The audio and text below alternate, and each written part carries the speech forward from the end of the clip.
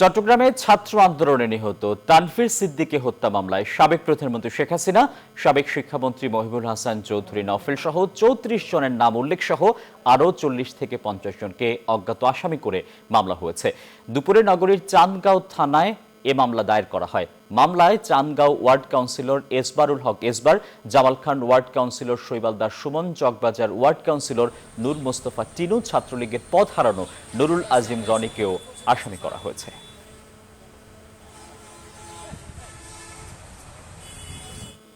এ বিষয়ে বিস্তারিত জানাতে চট্টগ্রাম থেকে সরাসরি যোগ দিচ্ছেন সহকর্মী আকরাম হোসেন।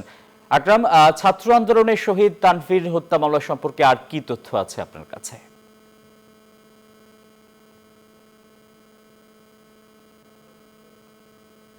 ধন্যবাদ টিপু। আপনি জানেন ছাত্র জনতার আন্দোলনের পরে গণ অভ্যুত্থানের রূপ নেয়। গণ অভ্যুত্থানের রূপ নেওয়ার পর কিন্তু সাবেক প্রধানমন্ত্রী শেখ হাসিনা পদত্যাগ করে দেশ ছাড়তে বাধ্য হয়। সেই ছাত্র আন্দোলনের সময় কিন্তু চট্টগ্রামের বহদ্দারহাট এলাকায় তানভীর সিদ্দিকী নামে একজন ছাত্র সংঘর্ষে নিহত হয়।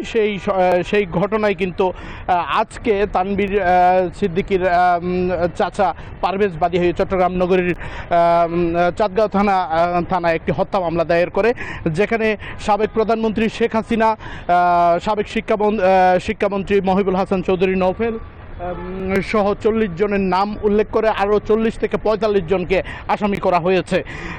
মামলার এজাহারে তারা উল্লেখ করেছেন 100% কপার কন্ডেন্সারে তৈরি ভিশন ফ্রিজ, তাই গুণে মানে অটুট থাকে বছরের পর বছর।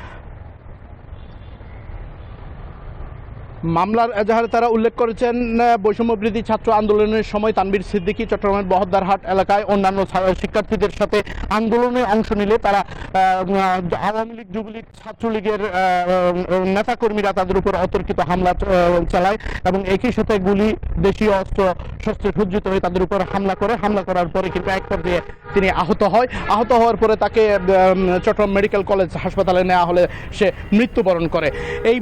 তার পরিবারের পক্ষ থেকে তার চাচা বাদী হয়ে কিন্তু চট্টগ্রাম নগরীর চাঁদগাঁও থানা এলাকায় গতকাল রাতেই কিন্তু একটি হত্যা মামলা দায়ের করা হয়েছে। সেই হত্যা মামলায় সাবেক প্রধানমন্ত্রী শেখ হাসিনা সহ ৪০ জনের নাম উল্লেখ করে একটি হত্যা মামলা দায়ের হয়। এখন পর্যন্ত চট্টগ্রাম মহানগরী থেকে সাবেক প্রধানমন্ত্রী শেখ হাসিনার বিরুদ্ধে যেই প্রথম এই মামলাটা হয় আমার কাছে ছিল সর্বশেষ। এখন আমরা চলে যাব স্টুডিওতে টিপু।